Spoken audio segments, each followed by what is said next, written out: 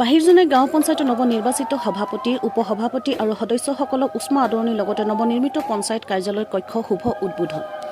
বাহিৰজনাই গাঁও পঞ্চায়তৰ নৱনিৰ্বাচিত সভাপতি, উপসভাপতি আৰু সদস্যসকলক উষ্ম আদৰণিৰ লগতে নৱনিৰ্মিত পঞ্চায়ত কাৰ্যালয় সভাপতি, উপসভাপতি তথা সদস্যসকলৰ কক্ষ শুভ উদ্বোধন অনুষ্ঠানৰ সোমবাৰে অনুষ্ঠিত কৰা হয়।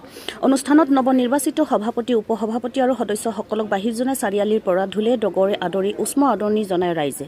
ইয়াৰ পিছতে পঞ্চায়তৰ নৱনিৰ্মিত সভাপতি, সকক্ষ নৱনিৰ্বাচিত সভাপতি ভীষ্ম পেগু আৰু উপসভাপতি আৰু সদস্যসকলৰ কক্ষ নৱনিৰ্বাচিত উপসভানেত্ৰী প্ৰতিভা সোণোৱালে শুভ উদ্বোধন কৰে। ইয়াৰ পিছতে নৱনিৰ্বাচিত সভাপতি ভীষ্ম পেগুৰ সভাপতিত্ব অনুষ্ঠিত উষ্ম আদৰণি সভাৰ সঞ্চালনা কৰে পঞ্চায়তখনৰ সচিবে। সভাত পঞ্চায়তৰ নৱনিৰ্বাচিত প্ৰতিনিধিসকলক নিষ্ঠাৰে ৰাইজৰ সেৱা আগবঢ়াই যাবলৈ পঞ্চায়তখনৰ তৰফৰ পৰা কলম, এখন ডায়েৰী আৰু ফুলাম গামোচাৰে সম্বৰ্ধনা জনোৱা হয়। সভাত প্ৰাক্তন মিচিং সাহিত্য সাহিত্য পৰিষদৰ কাৰ্যবাহী সদস্য নৰেশ কুম্বাং, কাউন্সিলৰ বিনীতা চাৰহ, ভাস্পাৰ পূব জোনাই মণ্ডলৰ সভাপতি বিজয় শইকীয়া, জোনাই জিলা MMKৰ সদস্য পৰমানন্দ পেগু প্ৰমুখ TMMK, MMK আৰু বিজেপিৰ শতাধিক কাৰ্যকৰ্তা উপস্থিত থাকে।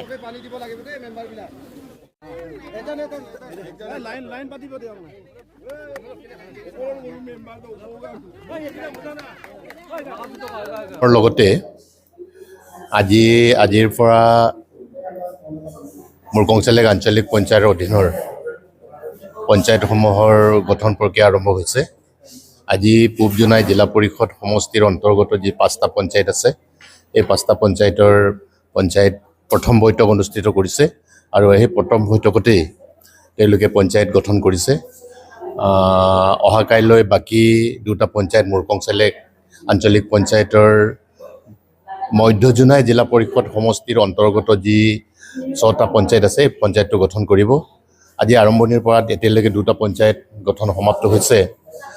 বাহিৰ জনাই লুহিজান গাঁও পঞ্চায়ত, তাৰপাছত চিলে গাঁও পঞ্চায়ত খুব শান্তিপূৰ্ণভাৱে মানুহবিলাকে সৰ্বসন্মতিক্ৰমে ইতিমধ্যে গঠন প্ৰক্ৰিয়াটো আৰম্ভ হৈছে। আমি আশা ৰাখিছোঁ গোটেই পঞ্চায়তখিনি সৰ্বসন্মতক্ৰমে আৰু শান্তিপূৰ্ণভাৱে গঠন হ'ব।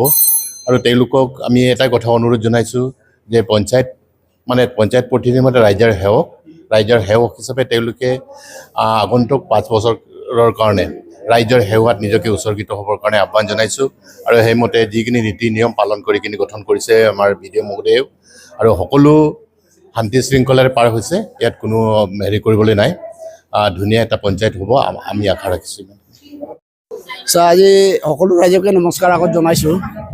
আৰু লগতে আমি যে এই আমাৰ পঞ্চায়তৰ এটা গৰুৰ দায়িত্ব আজিৰ পৰা দায়িত্ব লৈছোঁ, সেই দায়িত্ব যাতে আমি বৰ্তমান যিটো কেন্দ্ৰ চৰকাৰ আৰু ৰাজ্য চৰকাৰ আমাৰ চলিছে, বিজেপি পাৰ্টিৰ চৰকাৰ চলি আছে, স্বচ্ছ আৰু নিশা চৰকাৰ চলি আছে, ঠিক তেনেদৰে আমাৰ পঞ্চায়তটো সকলো ৰাইজৰ লগত সমন্বয় ৰাখি পিনি নিশা আৰু স্বচ্ছতাৰে পঞ্চায়তৰ এই 5 বছৰ পৰিকল্পনাটো আমি ৰাইজৰ লগত থাকিম বুলি পিনি প্ৰতিশ্ৰুতিবদ্ধ হৈছোঁ। যেহেতু আপুনি নিৰ্বাচিত হৈ আহিছে, আপোনালোকৰ সমস্যা কি, কেনেধৰণৰ সমস্যাবোৰ আপুনি দেখা দিছে আৰু প্ৰথম কি হ'ব? আমাৰ ইয়াত বৰ্তমান সমস্যা তেনেকুৱা বুলিবলৈ ৰাজ্য চৰকাৰ বা কেন্দ্ৰ চৰকাৰে বহুতে সহায় কৰি আছে, কামবোৰ কিছুমান আগবাঢ়ি গৈ আছে আৰু বাকী যিকেইটা কাম থাকি গৈছে, আমাৰ যেনিবা খেতি পথাৰৰ ইৰিগেশ্যন ক্ষেত্ৰবোৰ অলপ উন্নত ধৰণে হোৱা নাই, সেইবোৰ উন্নত ধৰণে কৰিবৰ কাৰণে আমি চেষ্টা কৰিম। নতুন যাত্ৰা আজিৰ পৰা আৰম্ভ কৰিছে, কেনেদৰে কামবোৰ আগবাঢ়ি যায় বুলি ভাবিছে? আমি সমগ্ৰ আমাৰ 10টা ৱাৰ্ডৰ ৰাইজক লৈ কিনে আমি কাম কৰিম। যিহেতু আমি জনগণে আমাক ভোট দি জয়যুক্ত কৰিছে, গণতন্ত্ৰৰ ৰাইজে ৰজা, গতিকে আমি ইয়াত একো নাই। আগন্তুক দিনত আমি গোটেই ৰাইজক লৈ কিনি আমাৰ পঞ্চায়তত যি সমস্যা আছে, সেই সমস্যাখিনি আমি একেলগে কাম কৰি যাম বুলি আমি প্ৰতিশ্ৰুতিবদ্ধ হৈছোঁ আৰু আপোনালোকৰ চেনেল যোগেদি আমি এইটো অৱগত কৰিছোঁ। যিহেতু আমাৰ এটা বানপানী জৰ্জৰিত অঞ্চল আমাৰ পঞ্চায়তটো, গতিকে লৈ আমি পঞ্চায়তত যি উন্নয়নমূলক আঁচনিবিলাক আহে, সেই উন্নয়নমূলক আঁচনি আমি সঠিক উন্নয়নৰ ৰাইজৰ স্বাৰ্থৰ খাতিৰত আমি কামবিলাক কৰি যাম।